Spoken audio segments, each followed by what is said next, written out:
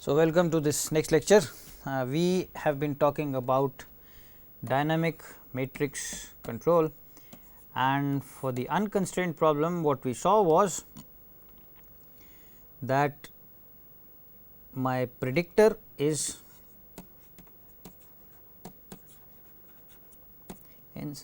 p step predictor is y hat predicted, the vector for a seesaw system is equal to the dynamic matrix G times the set of control moves that are to be taken over the control horizon plus the vector of free response. Free response corresponds to no control action. If all the delta u's are 0, how would the output move? Okay. So, this was my n step predictor, and if I am trying to minimize over the unknown future control moves, E transpose E plus, where these are vectors, lambda times delta u transpose times delta u, which corresponds to close set point tracking plus lambda times control effort. Okay. If I am trying to minimize this, and just to understand this better, this E transpose E, actually E corresponds to, E is equal to y predicted minus the reference trajectory.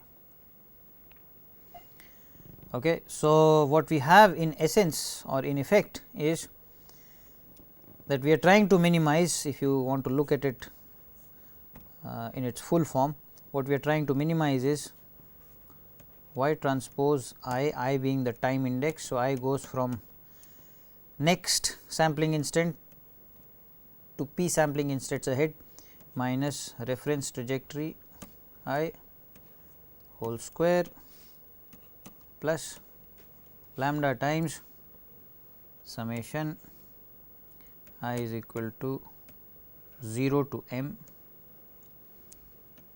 delta u I square.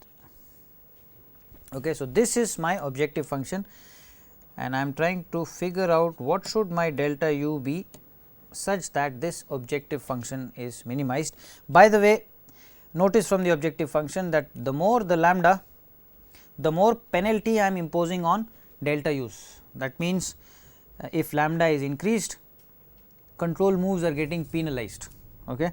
So, this is called the move suppression factor, move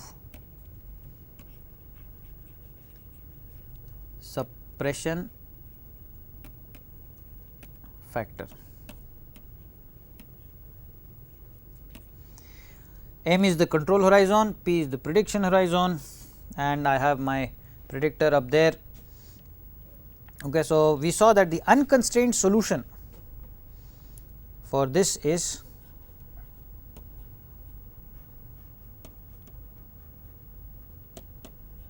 the unconstrained solution is delta u star star indicating optimum is equal to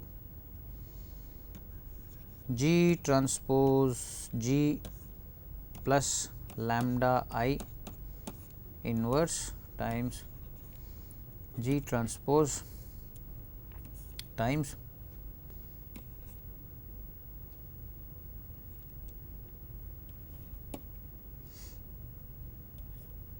okay. Yeah. So, this was the solution that we looked at last time.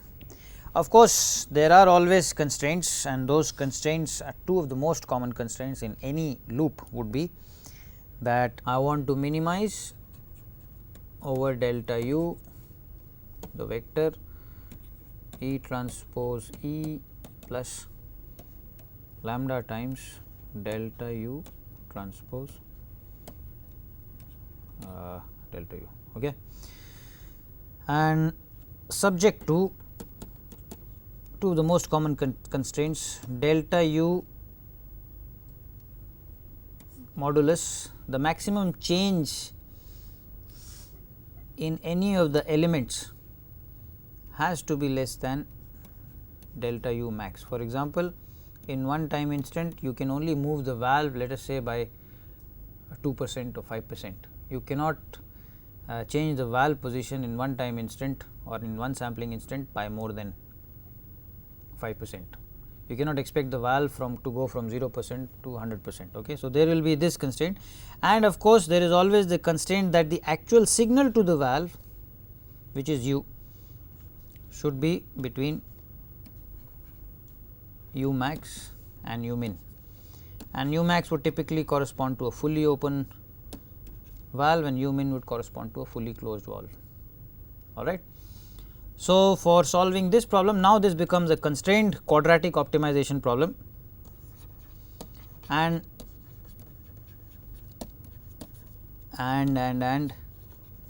it is a constrained optimization, and there are what are known as quadratic programs that are pretty efficient at solving these types of problems, where the objective function is quadratic in nature, and the constraints have certain properties.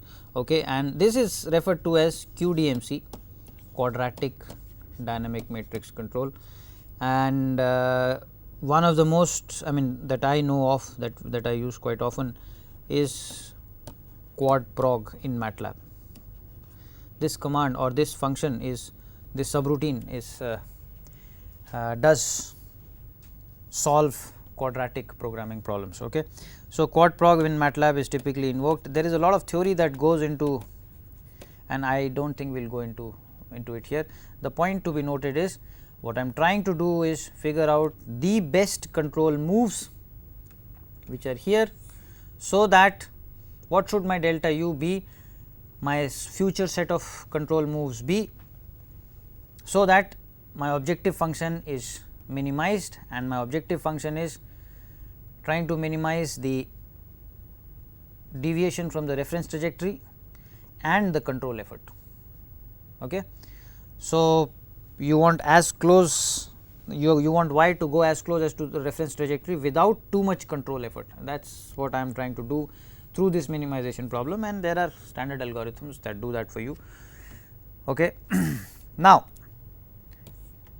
I have calculated, after I do whether it is a quadratic program or whether it is an unconstrained DMC, I have calculated my delta u, and delta u is actually the small step that I should take right now, the small step that I should take in the next time instant, and so on till delta u m. I am at the current time instant, this one gets implemented,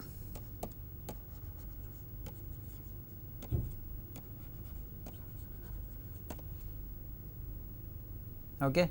So, this control move gets implemented, and then I wait for the next sampling instant. At the next sampling instant, I get my new measurement, and then I repeat this whole process all over again. Okay. So, I am here, I do my optimization, calculate what the future set of moves should be. Of those future set, the current one gets implemented, and then at the next time instant when I get here, I repeat the whole process all over again. This is how DMC or most MPC techniques, the techniques may differ in how in the kind of predictor that they have, but essentially they are common in the sense that you got a quadratic objective and you are trying to minimize that objective by figuring out what you should do to the control input over the control horizon, the future control horizon. Okay. So, this is how DMC in particular is done or is implemented. What else? Okay. Some of the things that we have missed, which are worth pointing out right now. We have looked at right now CISO DMC. I will generalize it to MIMO systems in a little bit. Tuning parameters, how do you tune? Just like you got a PI controller or a PID controller where you have Kc, tau I and tau D. Tuning, what are the parameters in your hands that you can adjust to get the kind of control performance that you want? Okay. To do that, or you can think what should be my control horizon M, what should be my prediction horizon P. I can also think of that move suppression factor lambda. This move suppression factor, actually if you try and minimize E transpose E with lambda equal to 0, what you will find is you get very aggressive delta U's. Delta U's are very aggressive, large changes in delta U's, and when you start making large changes in your control input, that essentially drives the feedback loop or the control system towards instability. So, to stabilize your feedback system, that is why we added this lambda times delta U transpose, delta U term. This lambda is a tuning parameter and it is called move suppression factor, like I told you just a little while ago. It is a tuning parameter, and this is something that your control, what should I say, control system designer adjusts to get the kind of closed loop performance that he wants.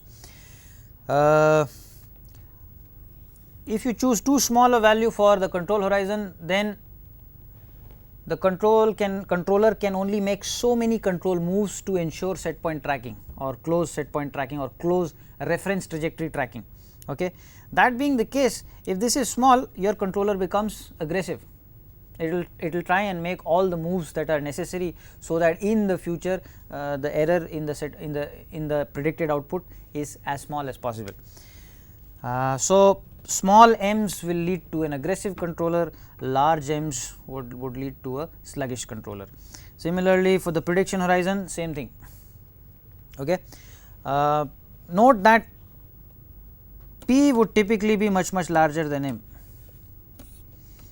How much should you predict over? Well, at least one time constant.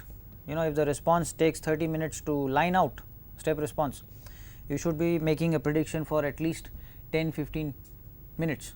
Okay. And M would typically be, say, 1/2 or 1/3 or maybe even 1/5 of P. Okay. The problem, well, there is another tuning parameter that I should talk about. See, we did not talk about the reference trajectory yet. You see, when I wrote error, I defined error as y predicted minus the reference trajectory. How do you get the reference trajectory? This is something that I will discuss right now. Let us say I am here. This is where my y is, and my set point is here, and of course, this is time axis. So, y current is here, y measured, y set point is here, that is where I want to be. Well, then the reference trajectory is typically defined as an exponential rise to the set point from wherever you are. Okay. This exponential rise can be fast, that is a fast exponential, or it can be sluggish. Okay. And one of the ways of doing it is to say that R I is equal to R I minus 1 times alpha plus 1 minus alpha times, I would say it should be, well, y set point I, which would typically be constant, y set point I. Okay, and we will say that I goes from I is equal to 1 to large, and at I equal to 0, R I is equal to y, R 0 is equal to y measured. Okay. Notice and alpha is typically between 1 and 0. So, if I say alpha is equal to 1, if I say alpha is equal to 0, alpha equal to 0, what I have is R 1 will be equal to 0 times y 0 plus 1 times y I set point. That means, at the next time instant, if I am here, at the next sampling time instant, my reference trajectory would be, my reference point would be this. Okay. So, that is like a step increase to the set point. Okay. That is my reference trajectory. As I keep increasing alpha from 0 to 1, I get more and more damping. So, as alpha increases, I get slower and slower rise to the set point. Okay. So, you can imagine that again this alpha is a parameter in the hands of the control system designer. If you choose small alpha, I want a fast rise to the set point. What that would do is make my control system aggressive. Okay. So, and the larger alpha I use, the more sluggish the control system becomes. All right. So, alpha, lambda, m and p are the tuning parameters that are in the hands of a control system designer to tune your model predictive controller to get the kind of response that is desired, to get the kind of control performance that is desired. Tuning parameters. What you would have is, typically designers would choose reasonable values for these, fix them to reasonable values. Also take alpha to be a reasonable value, a reasonable exponential rise, that is, alpha will have to be chosen appropriately for that, and then adjust this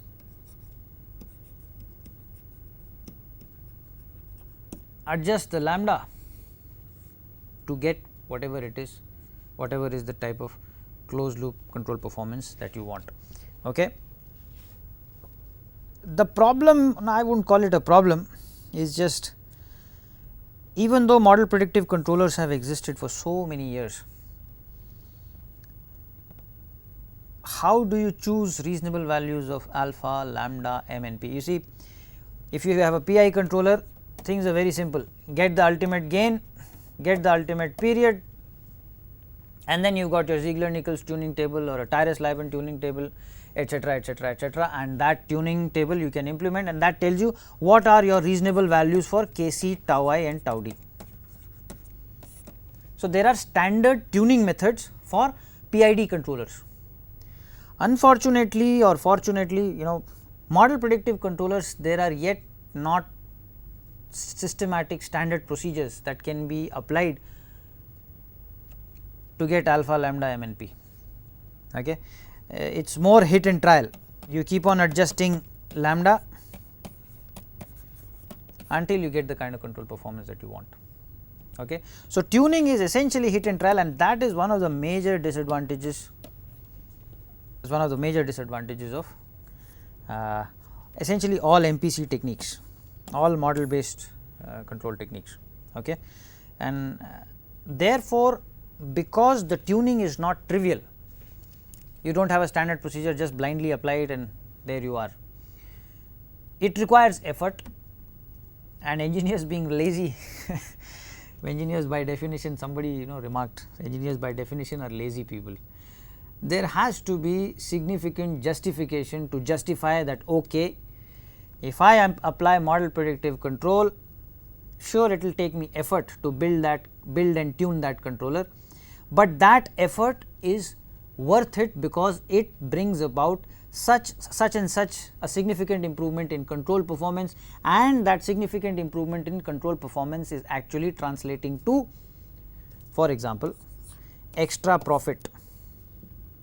And when I say extra profit, that is not just a few dollars, substantially extra profit. Okay. So, this trade off is always there. Model predictive control takes effort, takes time to design. What is the benefit that it brings, and when is that benefit good enough to justify putting in that much effort? Okay. That trade off is always there, and one needs to be aware of it. Hopefully, as we go through this course, you will get to see where MPC makes sense and where a PI or a PID controller would do just fine. Okay. But that is for later.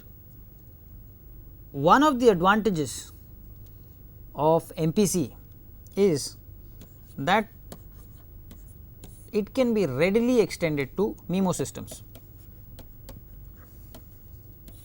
multiple input, multiple output. For the time being, let us just consider a square system. If you take a square system, then what you have is you have got output 1, output 2, and let us just say output n. These are outputs that need to be controlled, and in order to control these outputs, you got u1, u2 and un, these control inputs. Okay. Now, if I want to predict, for the sake of convenience, let us just assume that we are predicting y1 to yn over the next p time instants, and u1 to un are going to be moved, or the control horizon for each one of them is again m. Just for the sake of convenience, it is not necessary. Okay. So, prediction horizon is p for all the outputs, control horizon is m for all the inputs. Okay. Just for the sake of convenience, let us say we are doing it like this. Then, if I want to predict y1, meaning y1 predicted at time 1 from now, y1 predicted at time 2 instants from now, and so on, y1 at time p from now, hat indicating prediction. If I want to do this, what I will have is, I will have the dynamic matrix G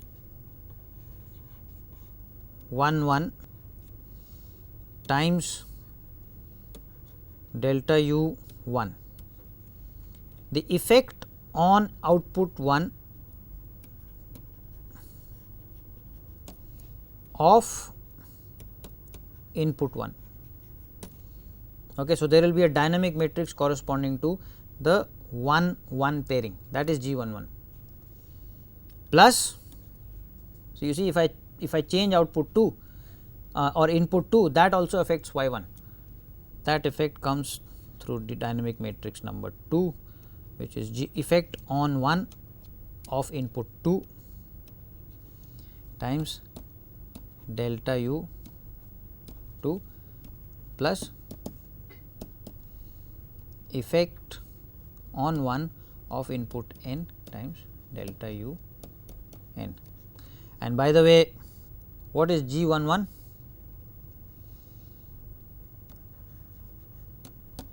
G 11 is equal to, I give a small unit step change to delta u 1 to input 1. So, this is unit, and in response to this I record what happens to output 1. So, this is u 1 and this is output 1, and this change in this record of output, the transient response of output 1, this gives me coefficients G for, and these step coefficients are what go, we had discussed this earlier.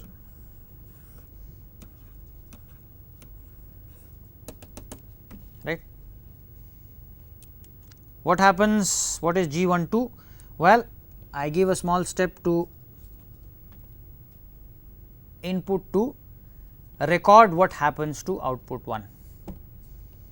Those coefficients go in G 21,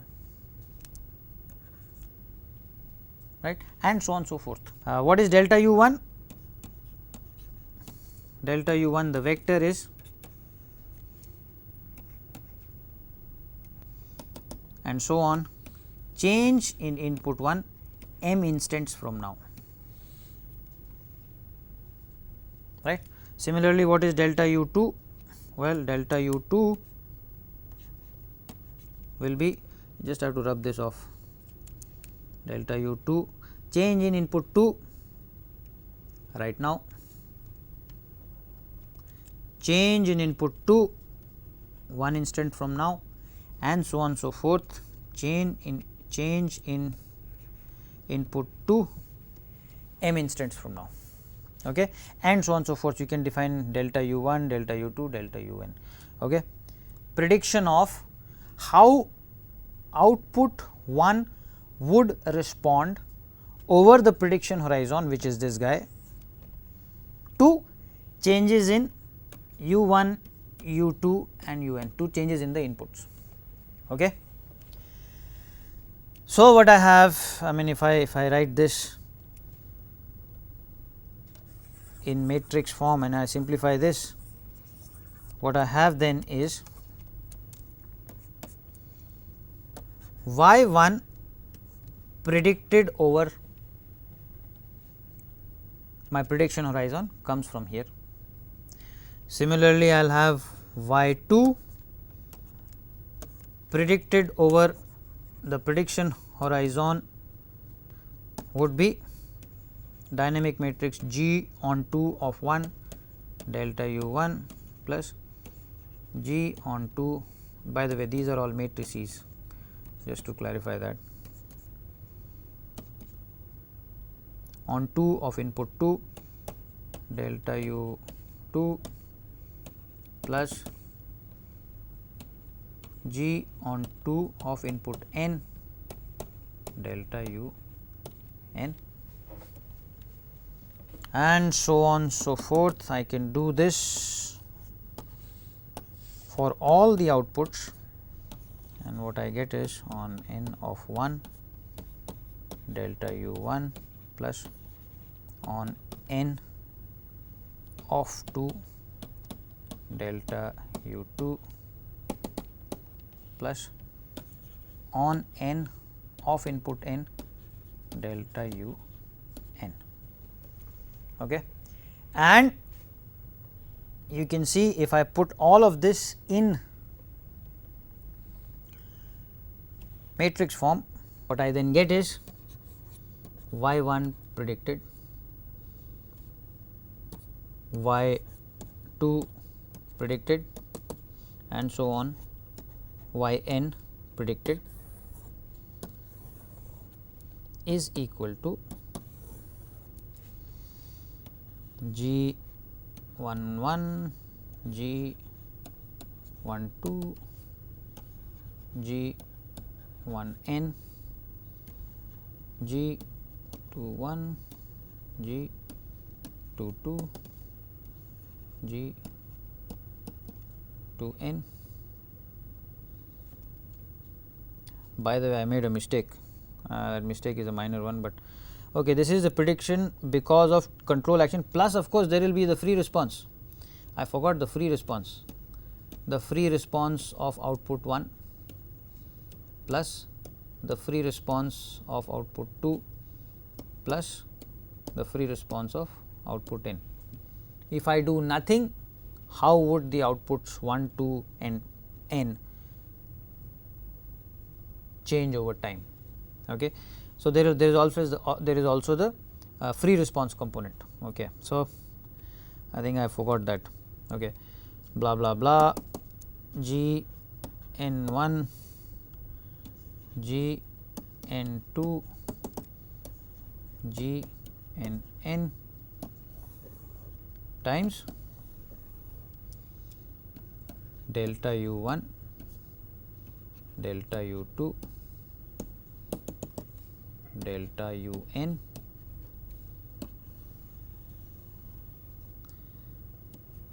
plus f1 free response in 2, free response in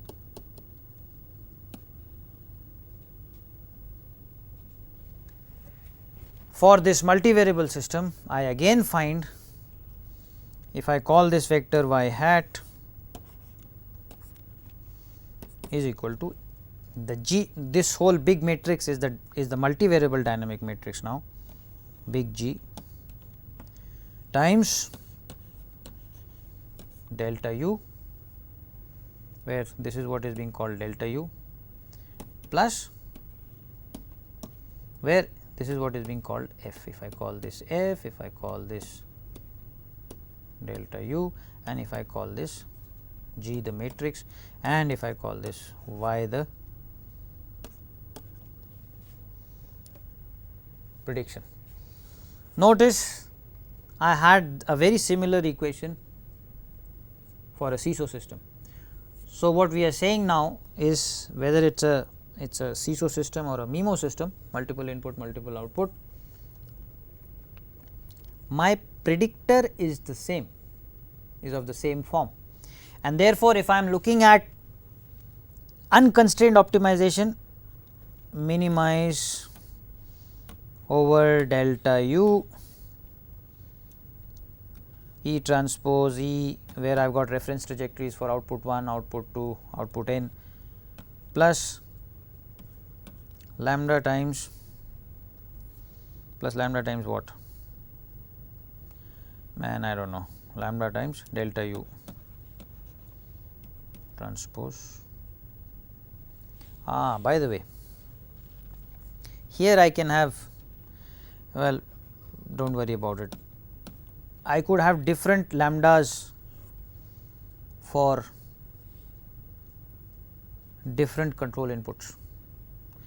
There is also the issue of scaling the y's so that they get relatively the same the same weightage, but if you do not worry about those scaling equations, the point is that the form of the equation is the same, and therefore, the minimum solution will also correspond to the same form. Unconstrained solution would be delta u star will be the same thing, G transpose G plus lambda I inverse times G transpose times R minus F. Okay. Okay. So, the formalism remains the same whether it is a single input single output system or a multivariable system. I did all this for a square system where you had n inputs and n outputs. This matrix methods can also handle non-square systems. The formalism would still remain the same, and I would not like to go on it because then that becomes a course on process control, and it is really not essential. Okay. So, the point is that advantages of MPC, DMC being one of them.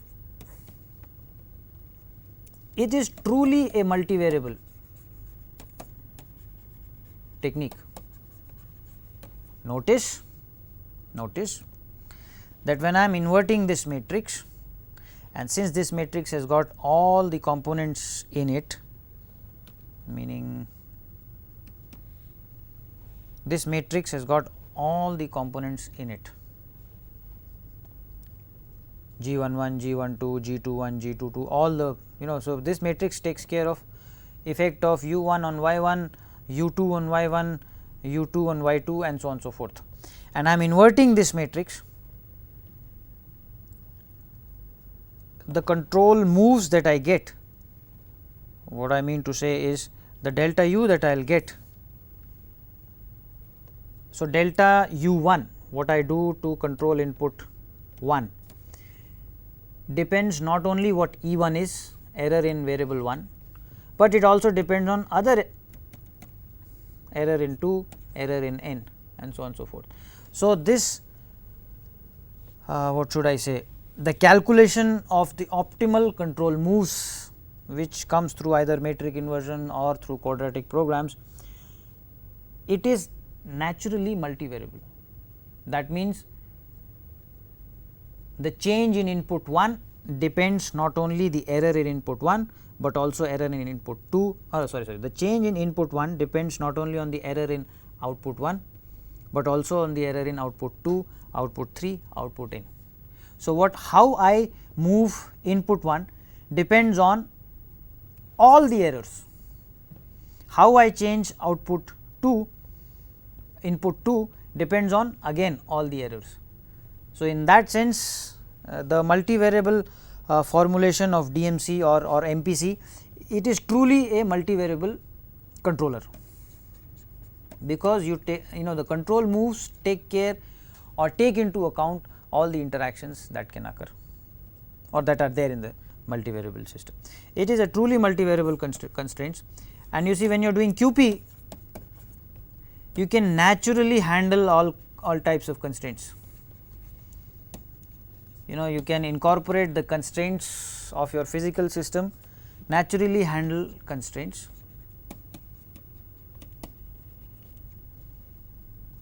Okay. Problems?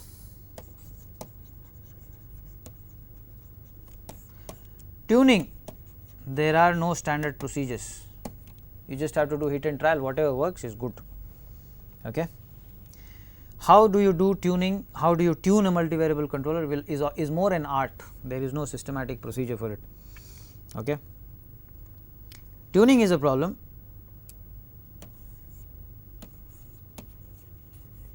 Performance degradation. Performance highly dependent on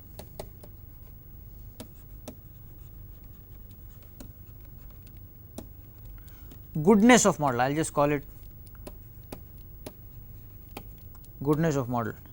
As your process drifts, your model which was really good is no longer as good, and you will find that just like in the Smith predictor, your performance will start to degrade and your closed loop system may actually go towards instability. Okay. Robustness is an issue. So, this is actually called robustness. Even if the process drifts, will your controller give reasonable control performance? That is the question. And of course, it is expensive. These are some of the problems. So, like I said before, since it is a truly multivariable controller, in multivariable applications in particular, tightness of control will be really good compared to decentralized PI type of controllers. You can naturally handle all types of constraints. Like I said before, these advantages, the economic benefit that tight control and handling of constraints bring in, these must far outweigh the effort that will take to tune the controller, etc., and then and only then is it justified to apply MPC. As a short corollary, or not corollary, just as a note on history. All right. So, what I was saying was, just as a note of history or on about the history of MPC, DMC was actually formulated originally by Cutler and Ramakar, if I am not wrong. Okay.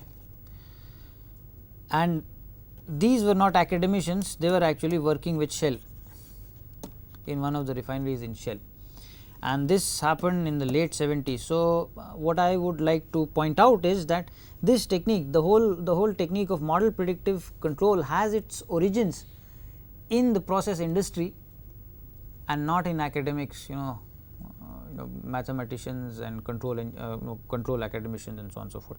Of course, once it was proposed, academicians took to it like bees take to honey and a lot of theory has come into being because of academic interest. The point is that this is essentially a technique that came out of the industry. Okay. And so, we should not think that industry nothing happens, we just operate and produce. Lots of good things happen in industry also, lots of powerful research happens in industry also. This is an example of that. Okay. I can give you many more examples, but to controls this is relevant. I think I am done.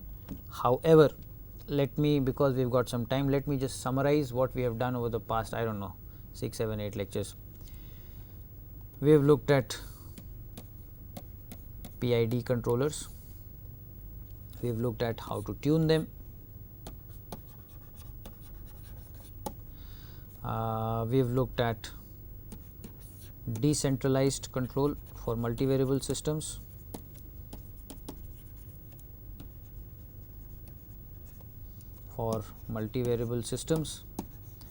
and in order to understand how to tune it, we went through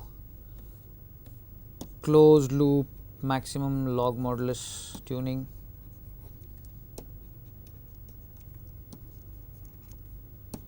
log modulus tuning. In order to understand how the hell this came about, we went through Nyquist theorem, right half plane poles, zeros, and so on and so forth. Nyquist theorem. Okay. We also discussed in that process gain margin, phase margin. For multivariable systems, we also discussed interaction matrix, not matrix but matrix, interaction matrix.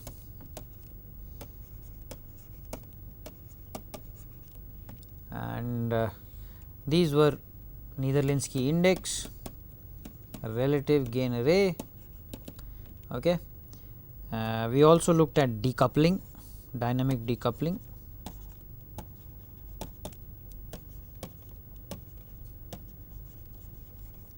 And finally, we looked at Smith model based control techniques, model based, forgive my handwriting, and then we looked at a Smith predictor for processes with difficult open loop dynamics, and we have just finished looking at dynamic matrix control, which is actually one of the techniques for MPC. The techniques differ, the approach is the same, it is just the algorithmic details that are different from one approach to the next to the other. All this we have looked at. Maybe I should, in this context, I should also point out, when you are looking at interaction, let us say you have got a multivariable system. That multivariable system will have y output is equal to gain matrix times input, right.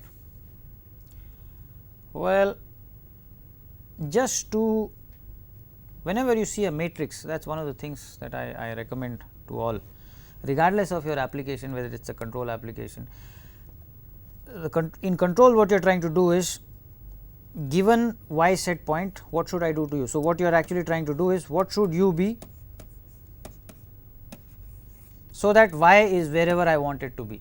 What should I do to the input? That is the problem that I am trying to solve through that feedback loop, all right. Because you are trying to invert your open loop model, this is your open loop model, right. If I make a change in u, through the gain matrix, I get whatever is the change in y in output. The inverse problem is, I have my y's someplace, I want them to go to 0, what should I do to u? Okay. So, in controls you are always trying to invert the process model. That is just by way of, this is just a very straightforward way of looking at. Since you are trying to invert, one of the first things that you need to do is look at the condition number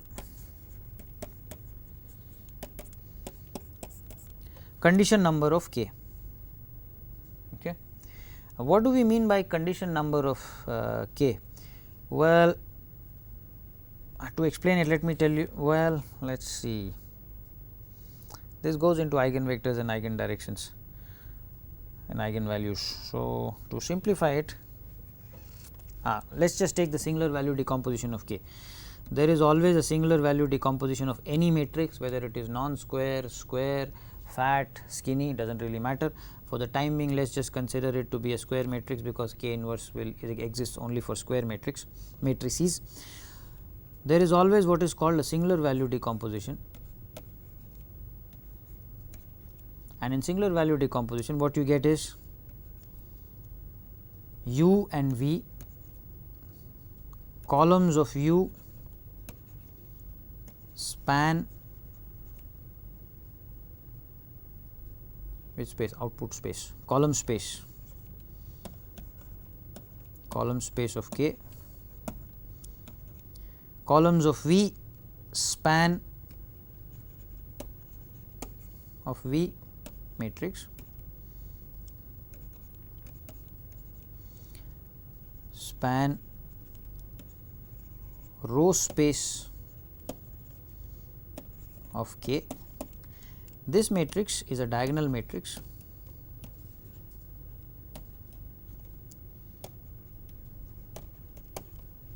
Okay. And since it is a diagonal, the property that SVD gives, this comes from singular value decomposition, SVD, is that these singular values are in decreasing order.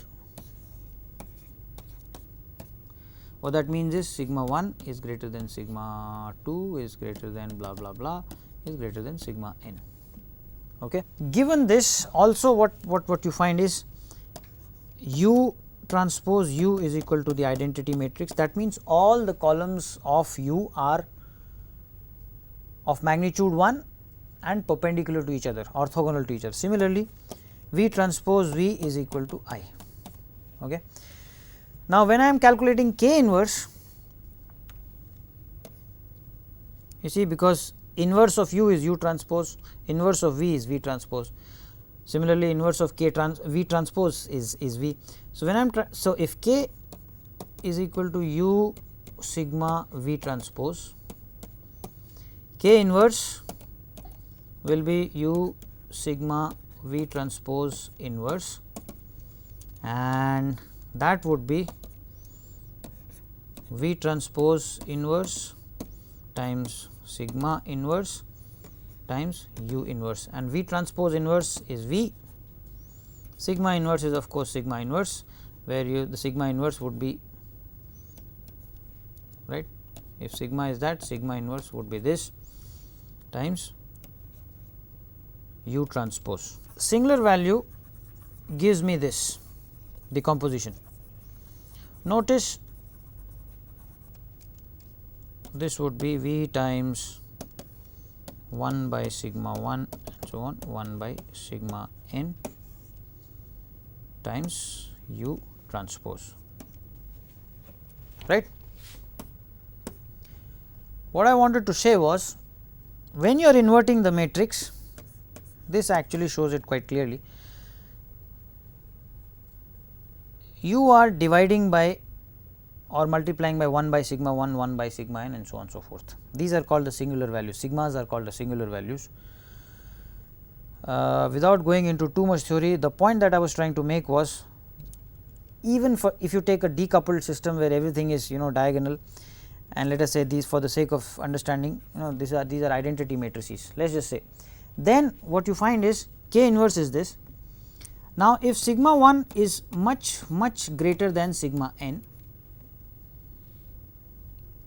when I am trying to invert y is equal to K inverse, U is equal to K inverse of y, that is what I am trying to do in control, right.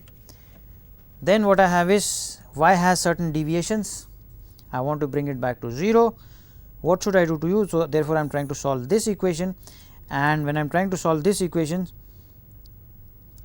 if this singular value, if the smallest singular value, which is sigma n, is very small, this number would be very large, right, and if this number is very large, some of the u's may actually blow up, right. So, the point that I was trying to make, this is the condition number is defined as condition number, or let us just call it condition number of matrix K is equal to largest singular value divided by smallest singular value. Okay. Now, if this number, condition number, is large, that implies there are large singular values and then there are some very small singular values, and then when I am trying to invert the matrix, what that would cause is some of the u's will turn out to be very large numbers. So, my output has deviated only a little bit. In order to bring it back, I will have to change some of my inputs by very large amounts. Such a system is called an ill-conditioned system. Beware of such ill-conditioned systems, because